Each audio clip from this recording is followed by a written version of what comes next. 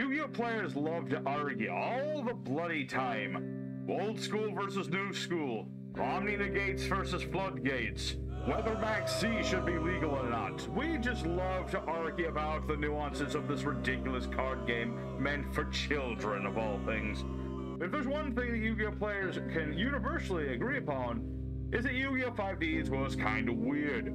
Other than introducing the absurd idea of using card games on motorcycles and taking popular characters and literally sidelining them after they've gone through their usefulness, 5Ds is most important to the game for the fact that we introduced the synchro mechanic, which spawned several different archetypes, some of which still get absurd content to this day, while others are not even worth the cardboard that they would be printed upon.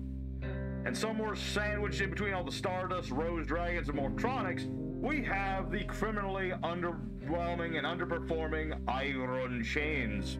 Ironchains are a smaller archetype used in the first season of Yu-Gi-Oh! 5Ds, piloted by this man, this peak of American physique, who used his entire lineup of Ironchains in a single duel against the main character, and then was never seen again for the remainder of the show's runtime.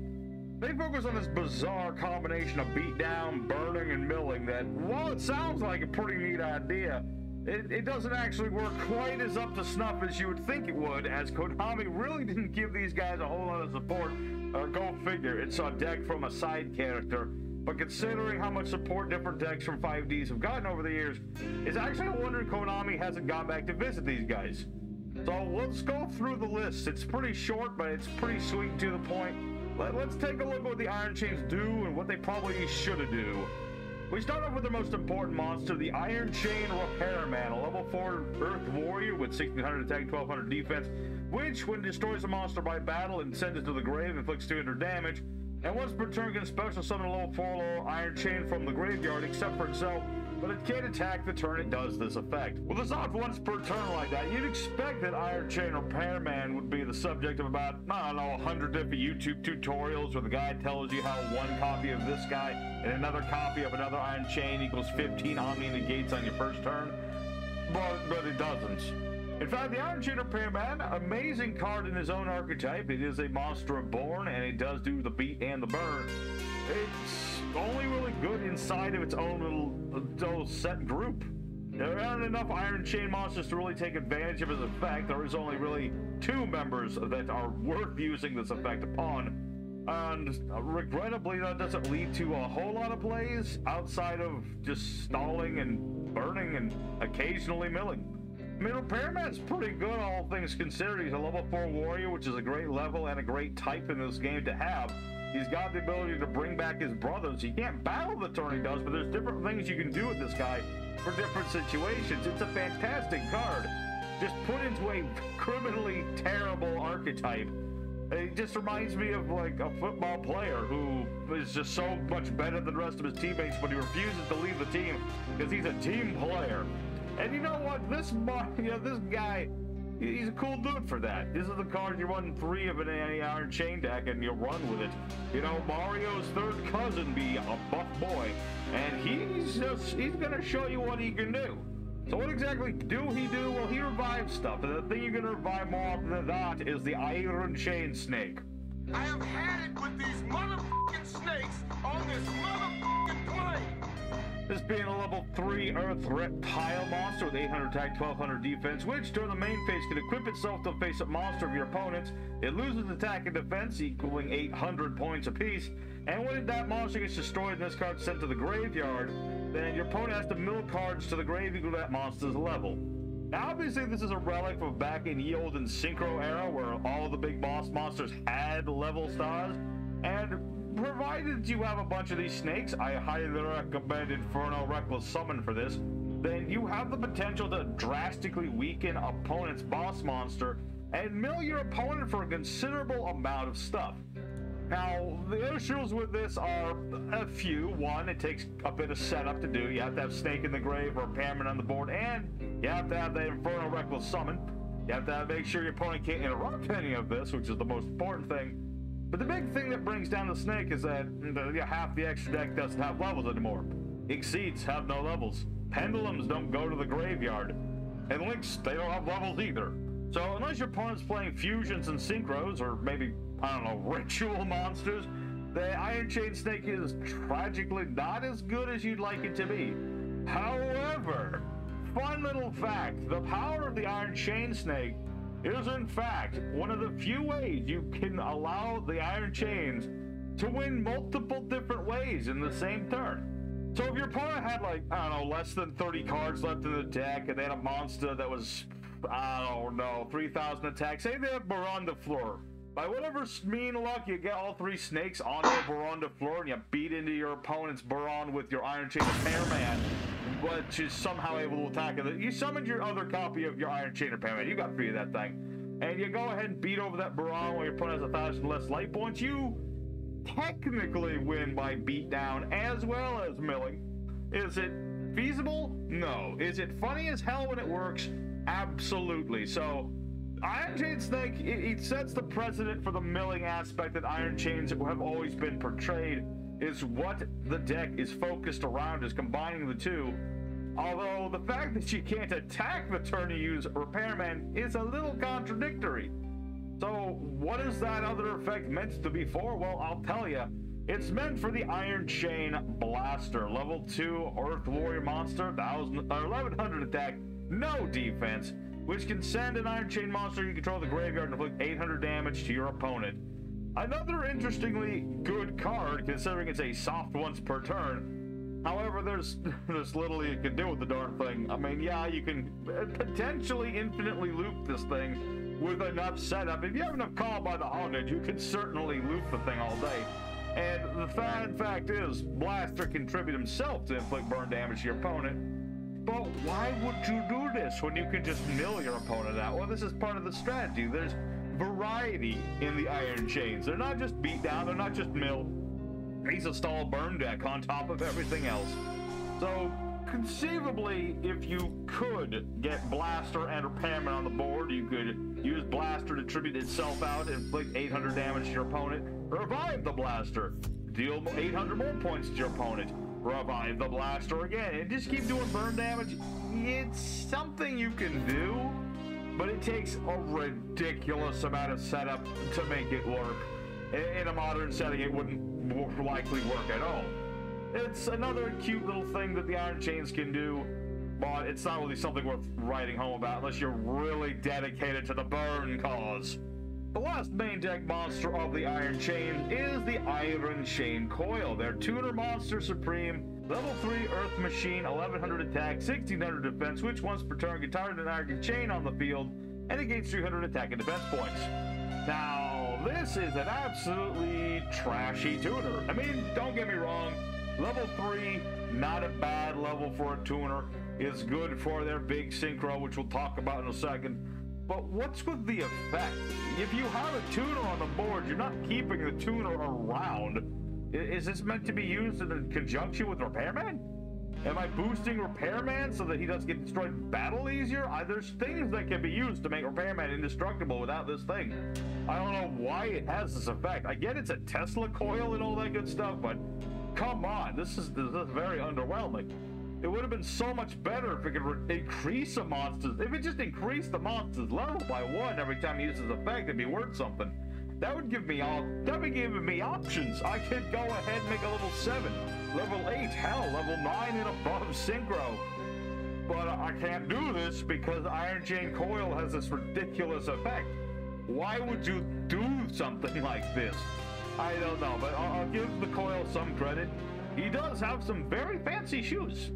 Well, yeah, it's a very interesting tuner in terms of design, I suppose, and the level's good, but the effect is absolutely garbage. Of course, when you compare that to the thing you're using this thing to make, then things get a little weird, because we get into, of course, the Iron Chain Dragon. Yes, of course. When I go to jail, the first thing I think about is the giant fire-breathing dragon as well. This is your level 6 Earth Dragon monster, needs a tuner and a non-tuner. It's 2500 attack, 1300 defense, which can remove and play all the Iron Chain monsters in the grave. And this guy gets 200 attack for everything removed until the end phase. And when he does battle damage, he mills 3 cards to the opponent's deck. So, what supreme payoff! You can either sit on your repairmans and your snakes and your coils all day, valiantly charging at your opponent and milling them out and burning them and all that good stuff, or you can contribute everything you have into Ironchain Dragon.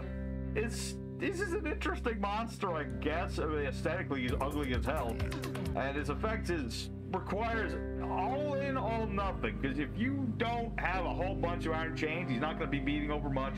You're betting all of your strategy on this guy winning you the game. Like, why does he even mill cards? If you're going to be banishing your whole graveyard to use this thing to boost itself, then you're going for game. You're not trying to mill your opponent out. Unless your opponent has 3 or less cards in their deck, it's not going to matter. So what the hell is the point of that? And to top it all off, the boost only lasts till the end of the turn? I get this is an old synchro, but still, that is ridiculous. If you're going to be banishing your whole graveyard as a mandatory thing, I don't want my stat boost to be a temporary thing. Okay, that's just pedantic. It's just ridiculous. It's like, why would you bother making this thing? And to top it all off, as a level 6 synchro monster, it's very awkward to make in Iron Chains, because the only thing that does that is Coil plus Snake. Now, I'm not saying you can't have Coil plus Snake, but if this had been level 7 with a slightly better effect, I could have used Repairman into Coil into that, which is something I would hope that the future Iron Chain support does, because that would be actually good. But yeah, this is a boss you really don't run, except as like a one-of in an Iron Chain deck, because why would you make this? You have better strategies. I'd rather just sit on the Repairman and the Blaster and the Snake and maybe the Coil. Why would you make this creature? And yes, we're already into the end of the video because we only have 2 more cards left. There is really not much Iron Chain support. Starting with a card that's really not part of the group but is thematically appropriate, we have the Paralyzing Chain, which burns your opponent for 300 damage every time a card is sent from their deck to the grave via a card effect.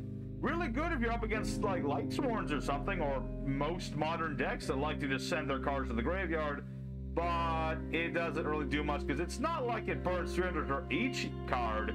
It's just every time cards in any number go to their grave. So this ain't gonna be your secret tech to out in Grass and Master Duel. And as well, we have the far more appropriate Poisonous Chain, which during the end phase of your turn, if you don't attack, you can make your opponent mill cards equal to the number of face-up Iron Chain monsters you control.